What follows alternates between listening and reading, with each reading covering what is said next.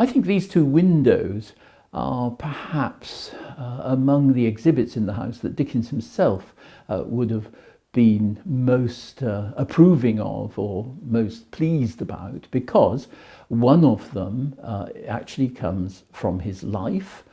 It is the window of the little garret room that he had in his parents' very humble house in Bayham Street in Camden Town, when his father, for reasons we still don't quite understand, but debt probably, got into a great financial muddle, and they moved away from his happy childhood home in Rochester and Chatham, I should say, and came to London and lived in Bayham Street, which was a very, very lower middle class place. And Dickens had this little tiny attic room with this very window in it, and as a child he used to look through this window at the distant great city of London and wonder about it and make up stories about it, etc., etc.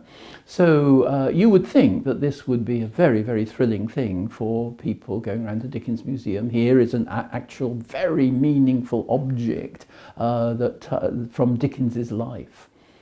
And this other window is from another house that has nothing to do with Dickens, except that he said he'd seen it on his walks, and he thought it would be a very good house through which Bill Sikes, the robber, could push Oliver Twist to get entry to the Maylies' house, which they are robbing, this nice big middle-class house and so on. And so you have to imagine this tiny little boy, terrified little boy, Oliver Twist, being pushed and manhandled through this window by Bill Sikes, so that he, Oliver, inside the house, can go down and open the front door to let the thieves in.